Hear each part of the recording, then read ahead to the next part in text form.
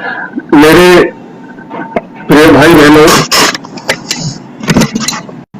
मैं एक बार फिर आपके दरमियान में खुदा का कलाम लेकर के उपस्थित हूं। आप सभी को मेरा प्रभु यीशु मसीह के नाम में सलाम।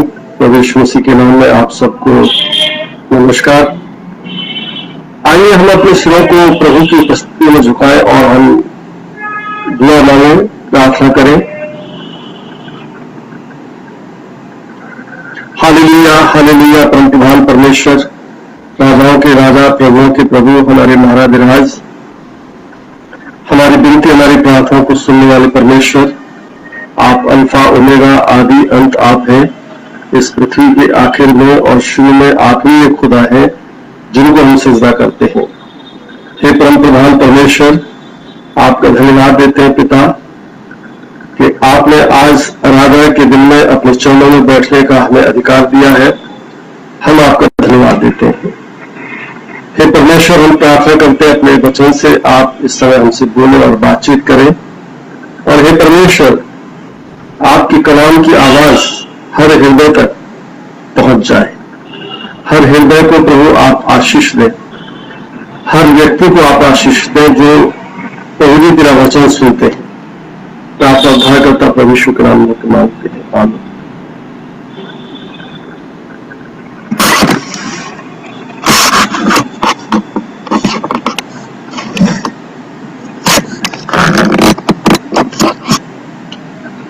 अभी जो आज मैं एक बार फिर परमेश्वर का वचन लेकर के आपके दरमियान में हाजिर हूं। आइए हम परमेश्वर के वचन की तरफ चलें और देखें कि प्रभु अपने वचन से हमसे क्या कहता है। यदि आप पास परमेश्वर का वचन है, बाइबल है, तो आप बाइबल खोल लीजिए। यहोशू की पुस्तक उसका पहला अध्याय उसकी 8वीं आयत देखिए, तो वहां इस प्रकार लिखा हुआ है, व्यवस्था की यह पुस्तक तेरे चित्त से कभी न उतरने पाए। इसीलिए दिन रात ध्यान दिए रहना, इसलिए कि जो कुछ उसमें लिखा है उसके अनुसार करने की चौकसी करे, क्योंकि ऐसा करने से तेरे सब काम सफल होंगे और तू प्रभावशाली होगा। अभी लोग परमेश्वर के दास यहोशू से परमेश्वर ने कहा और ये बात परमेश्वर के दास यहोशू को मूसा के जरिए उसने अवगत कराई और कहा, व्यवस्था की यह पुस्तक तेरे चित्त से कभी उतरने न पाए। और फिर दूसरी बात कही, इसी में दिन रात ध्यान किए रहना, इसलिए जो कुछ उसमें लिखा है तो उसकी चौकसी करने की कोशिश करना, क्योंकि ऐसा करने से तेरे सब काम सफल होंगे और तू प्रभावशाली होगा। अजीब हो,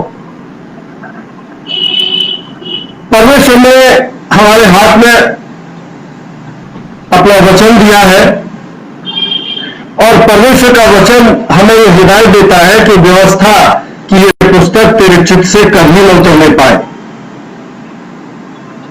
अभी जो परमेश्वर ने हमें कलाम के रूप में अपनी व्यवस्था दी है, अपनी आज्ञाएं दी है और हमें उन आज्ञाओं का पालन करना है। और प्रभु का वचन कहता है कि यह व्यवस्था की पुस्तक तेरे चित्त से कभी उतरने न पाए। दूसरी बात कहता है, तू दिन रात इसमें ध्यान दिए रहना। अभी जो जहां हम परमेश्वर के वचन में मनन चिंतन करते हैं तो हम आत्मिक रूप से बलवंत होते हैं। परमेश्वर हमें आत्मिक रूप से बलवंत करता है। अभी जो जब हम परमेश्वर के वचन का पालन करते हैं तो परमेश्वर हमको एक प्रभावशाली व्यक्ति बना देता है। हमारे सारे कार्य जो है सफल होते हैं। बाइबल जो है ये परमेश्वर का वचन है, बाइबल परमेश्वर का वचन है। और परमेश्वर का वचन हमें ये कहता है कि व्यवस्था की ये पुस्तक के चित्त से कभी उतरने न पाए। और प्रभु का वचन कहता है कि दिन रात इसमें ध्यान किए रहना। फिर तीसरी बात हमें कहता है कि जो कुछ उसमें लिखा है तो उसे पूरा करने की चौकसी करना। और फिर उसके बाद उसका रिजल्ट बताता है कि ऐसा करने से, क्योंकि ऐसा करने से तेरे सब काम सफल होंगे। हम अभी जो सफल क्यों नहीं होते, हम एक प्रभावशाली व्यक्ति क्यों नहीं बन पाते हैं, हम एक काबिल व्यक्ति क्यों नहीं बन पाते हैं?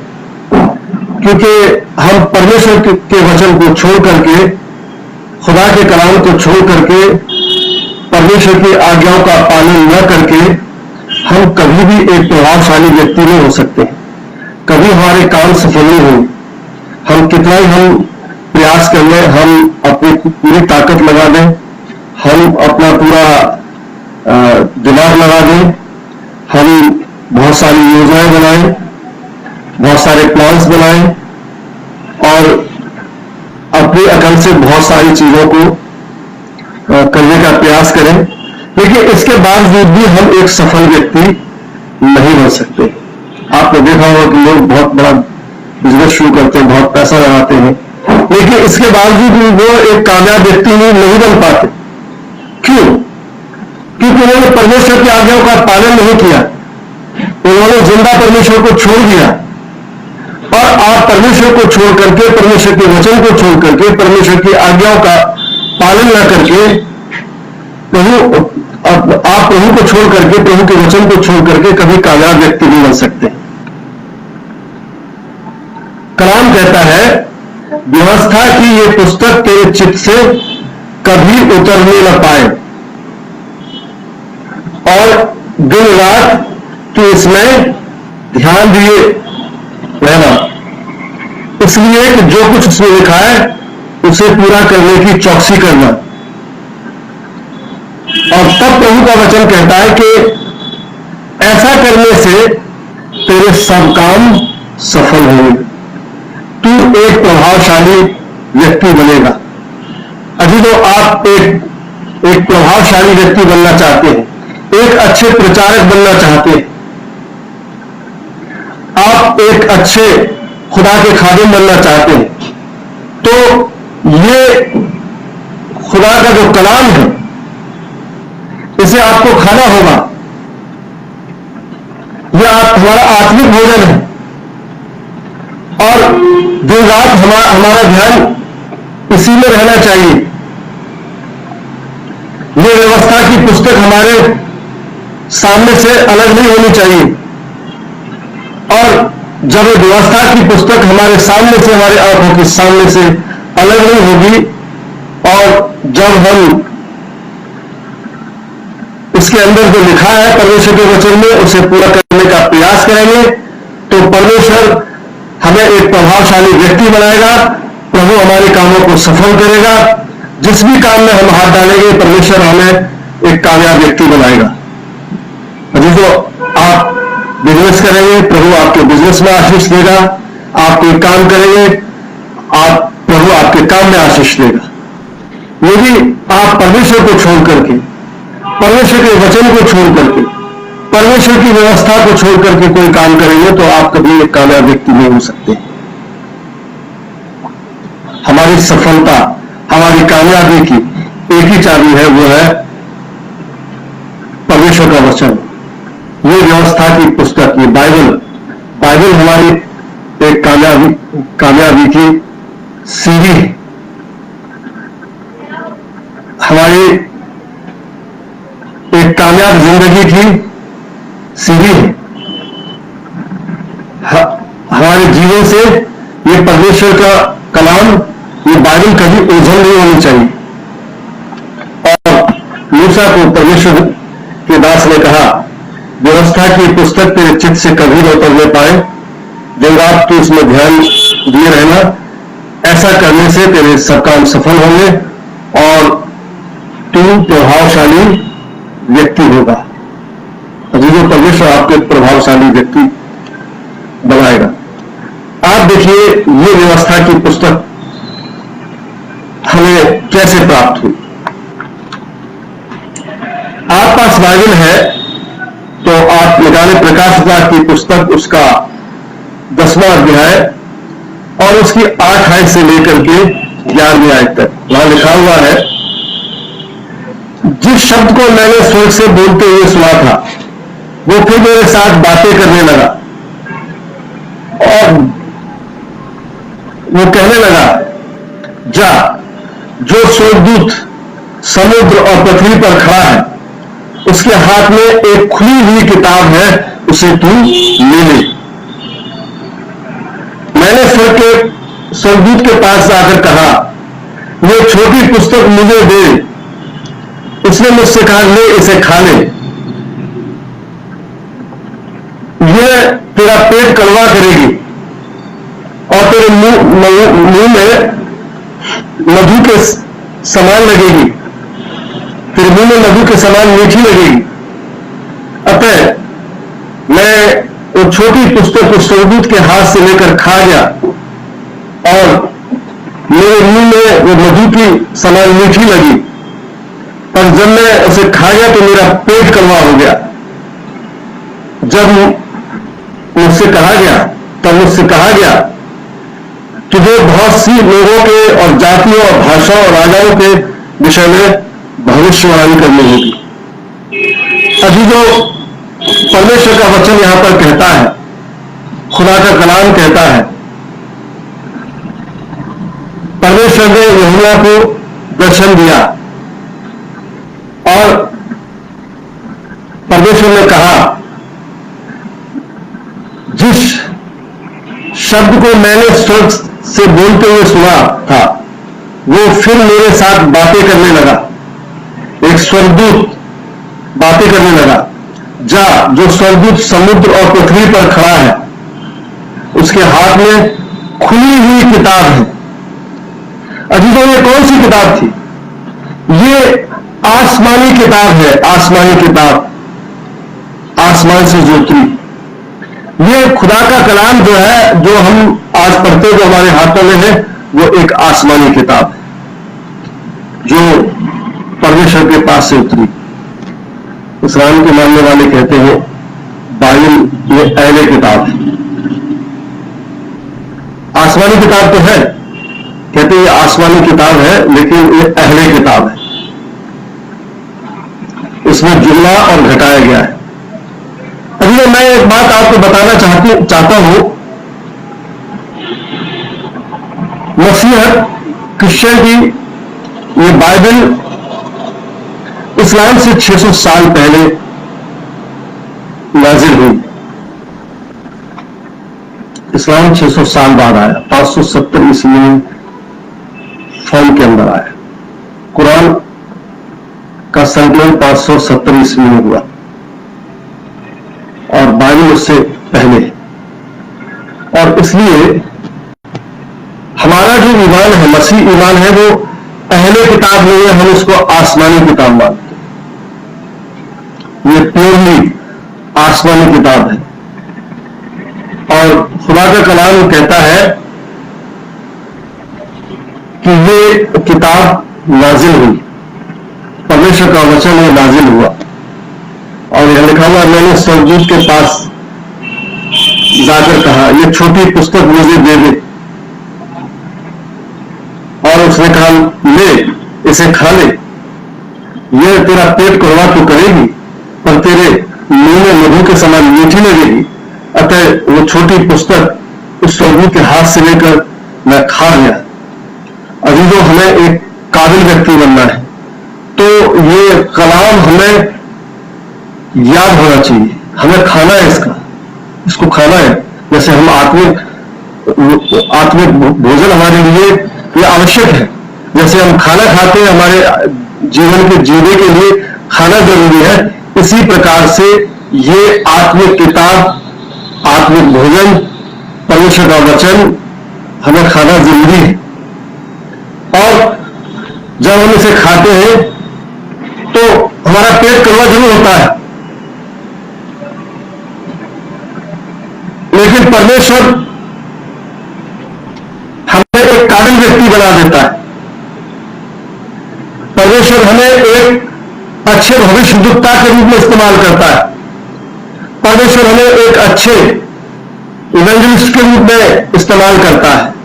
परमेश्वर हमें एक अच्छे सेवक के रूप में इस्तेमाल करता है। और इसलिए आगे लिखा है, तब मुझसे कहा गया, तुझे बहुत से लोगों और जातियों और भाषाओं और राजाओं के विषय में भविष्यवाणी करनी होगी।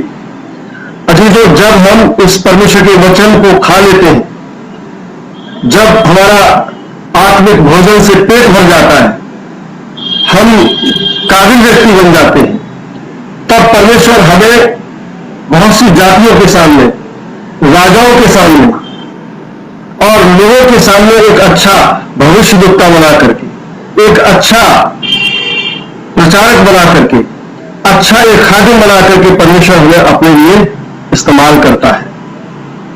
अजीजों, ये आसमानी किताब है और ये कलाम खुदा की तरफ से नाजिल हुआ। यदि अजीजों आप पास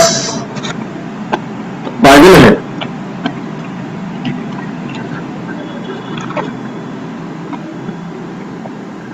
तो मैं आपसे कहूंगा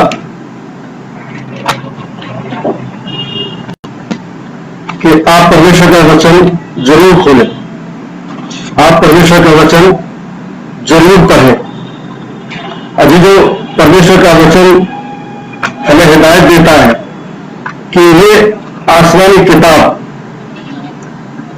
परमेश्वर के दास मूसा पर नाजिल हुई। अजीजों, जब मूसा होरे पर्वत पर 40 दिन 40 रात भूखा प्यासा रहा, निराहार रहा,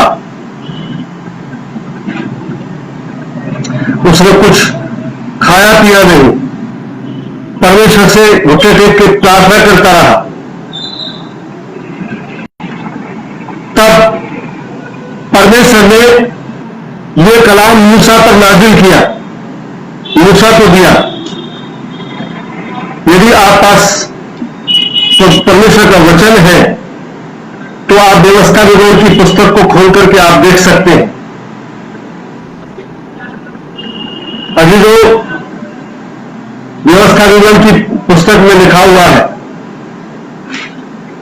कि जब मूसा होरे पर्वत पर गया तो वो 40 दिन तक वहां परमेश्वर के साथ साथ रहा। वहां उसने उपवास रख करके प्रार्थना की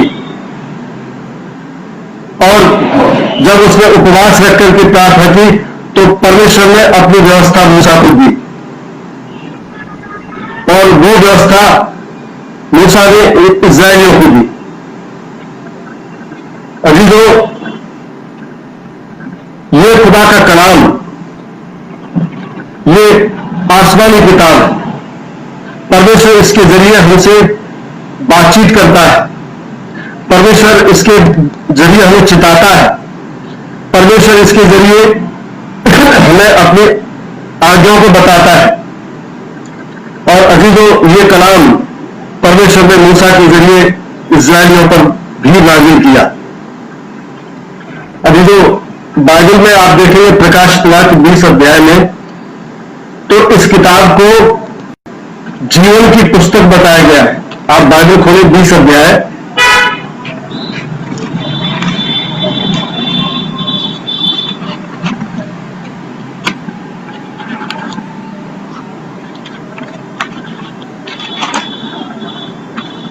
और आप पास बाइबल है, परमेश्वर का वचन है, तो आप देखें 20 अध्याय 11 से 15 तक वहां लिखा है, फिर मैंने एक बड़ा श्वेत सिंहासन और उसको जो उस पर बैठा था देखा, और उसके सामने से पृथ्वी और आकाश भाग गए और उनके लिए जगह नहीं मिली। फिर मैंने छोटे बड़े सब मरीजों को सिंहासन के सामने खड़े हुए देखा और पुस्तकें खोली गई। फिर एक और पुस्तक खोली गई अर्थात जीवन की पुस्तक, और जैसा उन पुस्तकों में लिखा हुआ था वैसा ही उसके कामों के अनुसार मरे हुओं का न्याय किया गया। और समुद्र ने उन मरे हुओं को जो उसमें थे और मृत्यु और अधोलोक ने उन सब मरे हुओं को जो उसमें थे दे दिया, और उनमें से हरेक के कामों के अनुसार उनका न्याय किया गया। मृत्यु और अधोलोक आग की झील में डाले गए। ये आग की झील दूसरी मृत्यु है, और जिस किसी का नाम जीवन की पुस्तक में नहीं मिला और जिस किसी का नाम जीवन की पुस्तक में लिखा हुआ नहीं था वो आग की झील में डाला गया। अभी जो परमेश्वर का वचन, आज हम परमेश्वर के वचन को महत्व नहीं देंगे। जो परमेश्वर का वचन परमेश्वर ने अपने दास मूसा पर नाजिल किया और खुदावंद यीशु मसीह के जरिए भी हमें परमेश्वर का वचन दिया गया। नया नियम जो है वो परमेश्वर का वचन है, और प्रभु यीशु मसीह के वचन, प्रभु यीशु मसीह की आज्ञा उसमें संकलित है। पुराना नियम आप देखेंगे तो पुराना नियम परमेश्वर के द्वारा अवतरित खुदा का कलाम है। परमेश्वर ने अपने दास मूसा पर वो कलाम नाजिल किया। ये जो बाइबल है ये अहले किताब नहीं है, ये आसमानी किताब है। हम परमेश्वर के इस वचन का पालन नहीं करेंगे, हम परमेश्वर के वचन को अहमियत नहीं देंगे, प्रभु यीशु मसीह की आज्ञाओं का पालन नहीं करेंगे, तो अजीजों एक और पुस्तक है जिसका नाम जीवन की पुस्तक है, और जिस किसी का नाम जीवन की पुस्तक में नहीं मिलेगा वो स्वर्ग के राज्य का अधिकारी नहीं होगा, क्योंकि परमेश्वर का वचन में लिखा है कि जिस किसी का नाम जीवन की पुस्तक में लिखा हुआ नहीं मिला वो आग की झील में डाला गया। अभी जो जब अंतिम न्याय होगा, जब आखिरी न्याय होगा, तो परमेश्वर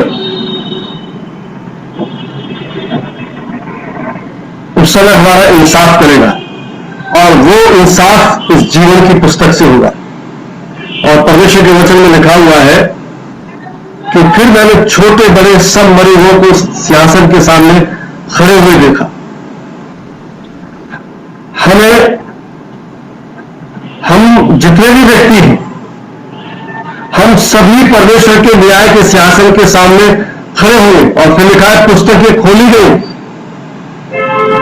और फिर उसके बाद ये भी लिखा है कि एक पुस्तक और खोली गई था, जीवन की पुस्तक, और उन पुस्तकों में लिखा हुआ था वैसे ही उसके कामों के अनुसार मरे हुओं का न्याय किया गया। परमेश्वर के वचन में लिखा है समुद्र में मरे हुओं को दे दिया, मृत्यु और अधोलोक में मरे हुओं को जो थे उनको भी दे दिया, और सबका न्याय उनके कामों के अनुसार किया गया। और जिस किसी का नाम जीवन की पुस्तक में नहीं मिला उसे आग की भट्टी में डाल दिया गया। जी परमेश्वर का वचन, आज उसका हम सम्मान नहीं करेंगे, हम कभी एक कामयाब व्यक्ति नहीं हो सकते। हम परमेश्वर की आज्ञाओं का पालन नहीं करेंगे तो हमारा नाम उस जीवन की पुस्तक में भी नहीं होगा। और इसीलिए यहोशू पहला अध्याय 8वें आयत में लिखा है, व्यवस्था की ये पुस्तक तेरे चित्त से कभी न करने पाए, तो दिन रात इसी में ध्यान दिए रहना, और ऐसा करने से तेरे सब काम सफल होंगे और तू एक प्रभावशाली व्यक्ति होगा।